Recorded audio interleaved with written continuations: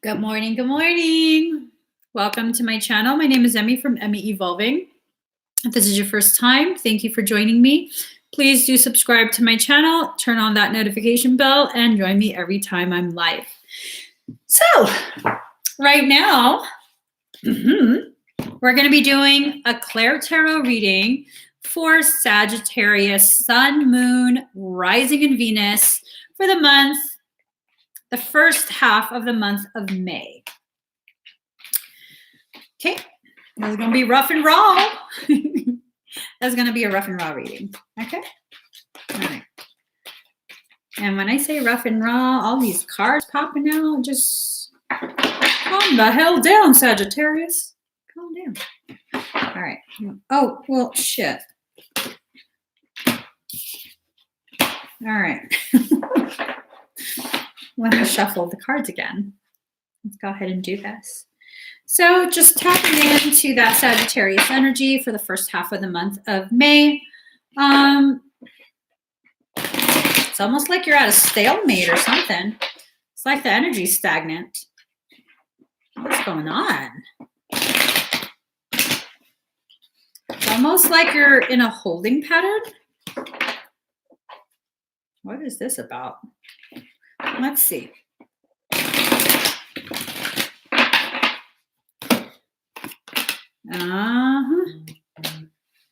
Oh, well, shit.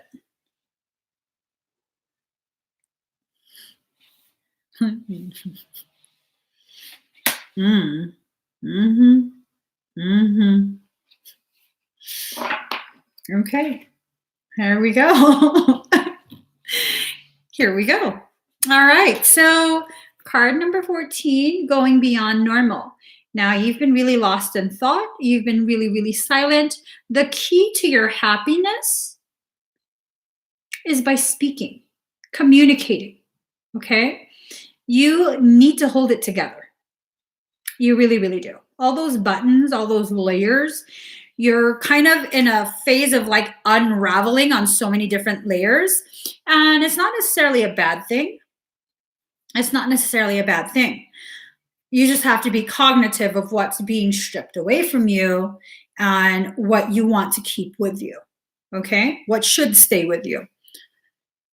Now, this card pops up and it's like, okay, power of attraction, card number 13. This card is always, to me, it's like a twin flame card, you know? Y'all are connecting. You guys are seeing eye to eye. It's alignment that I guess was needing to happen. It hasn't happened yet. And so now it's happening. This actually feels like a very balanced type of twin connection, like a very balanced one. That's a beautiful thing because I think in the past it hasn't been balanced. Oh, how beautiful. I've never noticed that. The bees and dragonflies. Those have a very specific spiritual significance. So power of attraction, just allow things to flow. Not necessarily meaning that that twin connection is romantic, not necessarily saying that it's not romantic. Allow it to flow and let's see where it goes, okay? But you guys are definitely holding some sort of truth between the two of you. You're both aware of this on some level, okay? And I think it might be because of this twin connection. You've never had the type of connection with someone else that you're having with the arrival of the twin.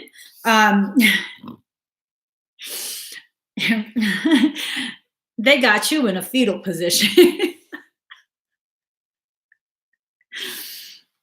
It's looking like your twin is a potent one.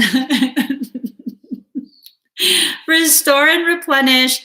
Allow yourself to just very, very casually go with the flow. See where this energy takes you. Okay. And I'm not saying like, see if it takes you somewhere romantic. I'm saying, see where it takes you within your own mind, because the twin serves as a mirror. And in standing in front of the mirror, you're able to see things about yourself that no one else is able to show you. So of course, that's going to leave you feeling quite a bit exposed, sometimes a little bit battered. But look how sweet you two look. Okay, well, there you go. Sagittarius, let me go ahead and pull you other cards. That cracks me up. Ass all out in a fetal position. I'm so sorry. I'm not. I'm not sorry. Sagittarius, what the fuck you get yourself into? All right. Let me go ahead. It's not a bad thing. I'm just teasing you. It's not a bad thing. It really does feel like this twin connection is a very healthy one. And of course, this is not going to be true for every single Sagittarius, but you know, it's true for some of you. And a healthy, balanced twin flame, twin ray connection should always be celebrated. Always, always. Because those don't always happen to you. Those don't always happen. Oh, there you go. Oh. Whoo.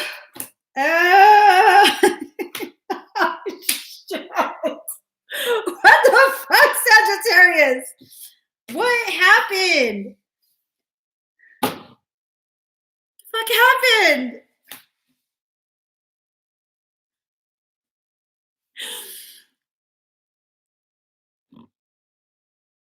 Can I just reshuffle?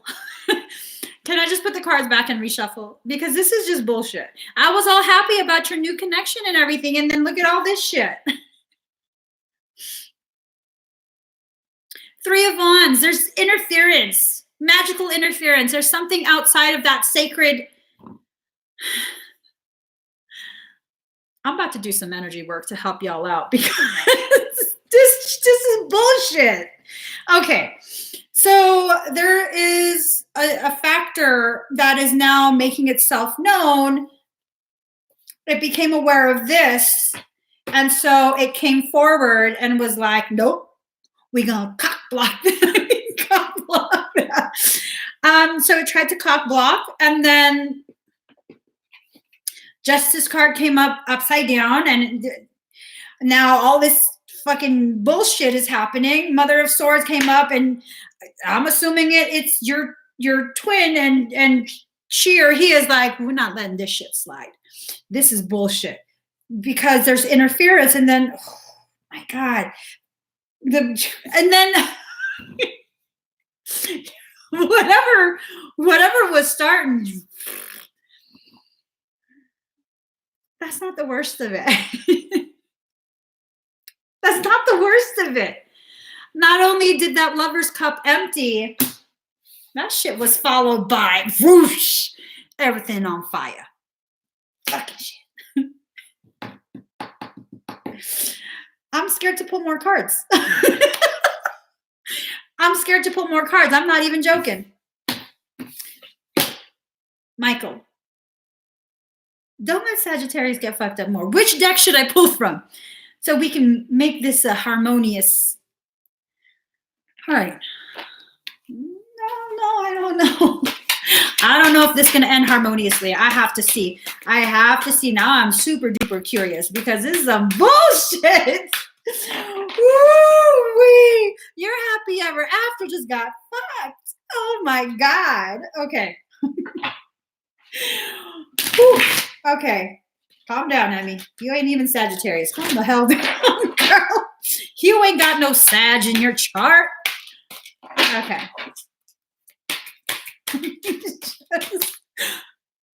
Y'all see that? I'm getting all excited and shit. All of these cards are just flying. Okay. Ooh, shit. Okay. So card number 29, fifth house, creativity. This circumstance is going to force you to get very, very creative, very, very fast. There's a lot of fake shit going on and a lot of jealousy, a lot of just really fucked up shit. Cut it out. Cut it out. Expose that shit. Get it out there. Now, once everything kind of comes to light, you have card number 43, lunar eclipse change. This is going to shift the dynamic of your twin flame union or friendship, or whatever the hell it is. The interactions you have with your twin flame is going to be greatly affected by all of this fuckery right here. It's going to be greatly affected, but that's okay. That's okay, because the twin flame connection is a dynamic one. It's not stagnant, okay? It doesn't stay fixed. It's something that's going to continue to flow, ebb and wane, wax and wane, ebb and flow, you know, all of that. The way the moon is, that's how the twin flame connection tends to be, okay? That's the natural order of things. But you have card number 28, fourth house, roots. Where are you rooted? What do you want from this? You have to ask yourself that. What do I want from this?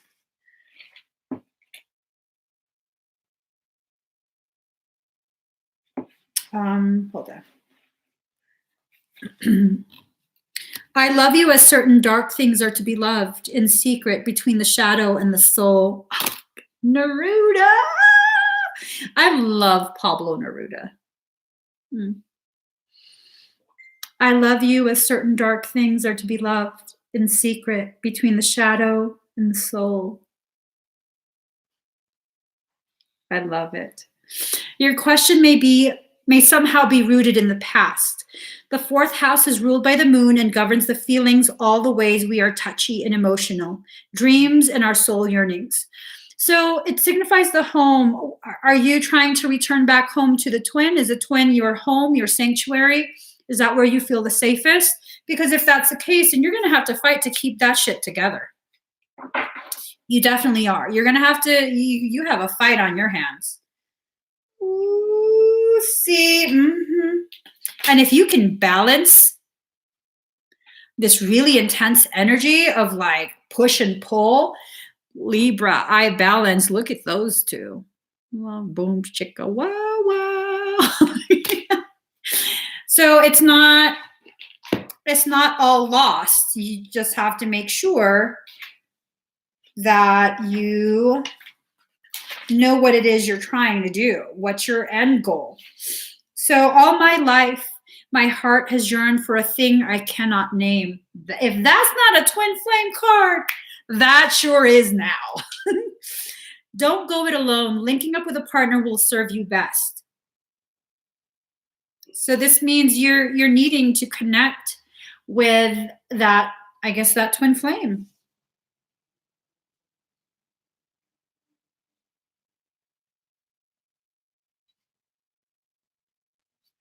Oh, Librans are known for changing their minds and opinions. What is true one day may not be the next. Because they are so balanced, they see all sides to every issue, and they tend to vacillate and have trouble coming to any final decision. Librans tend to have second thoughts and change their minds at the last minute. They will also float along, waiting for matters to resolve on their own without pushing as hard as they need to. Now, if that's the course you're going to take, you can fuck up your whole situation. This is a card about merging, choices, romance, alliances, mutual support, coming to a decision. You can't just keep floating along. You can't. And I think that third party is what's going to force you to finally make a decision. Like, what do you want from that union? Are you going to fight for that union? Are you going to just like curl up in a ball? You can curl up in a ball, you know? Definitely some decisions need to be made.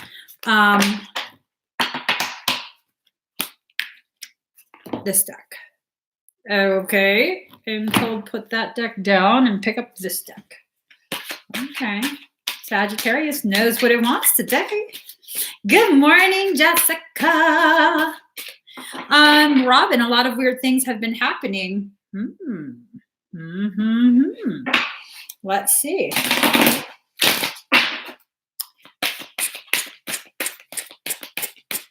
Oh, you need to breathe. Just breathe. Just breathe. Card number 29. You have to sit in stillness because the energy is frantic. Okay? Sagittarius, the energy is pretty frantic lately.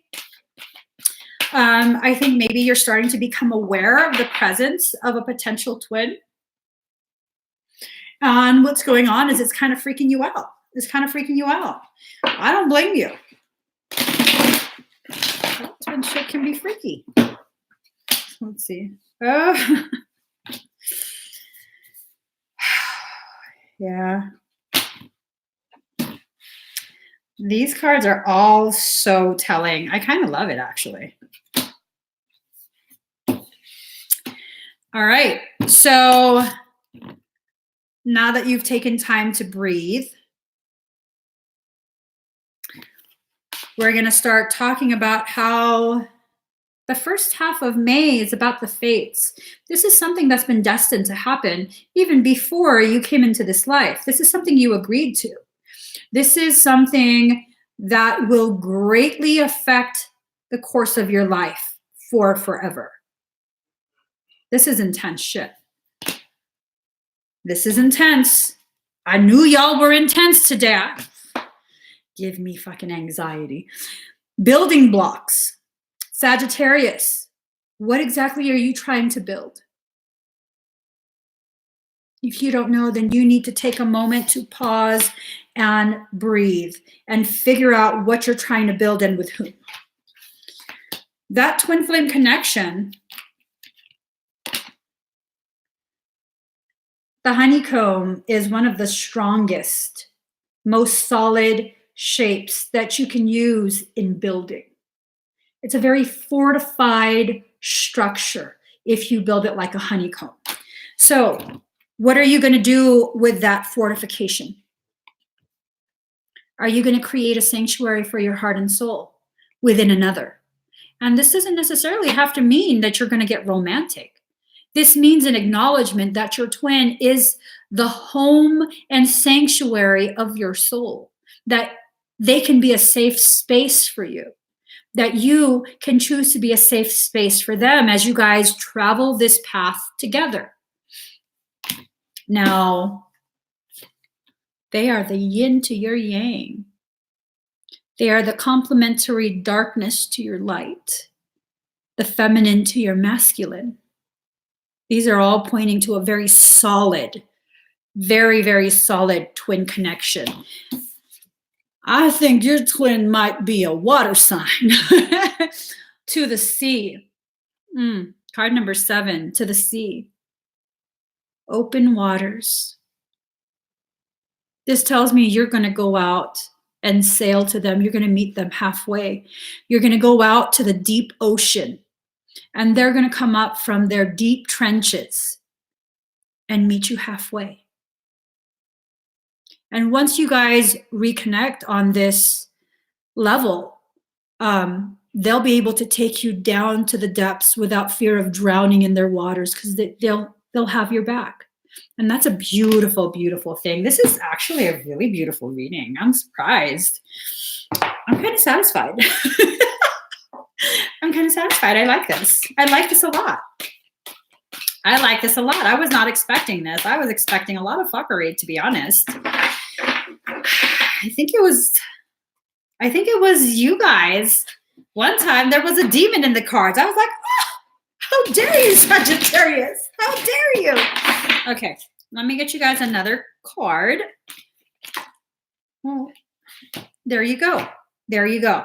You're being asked to breathe again.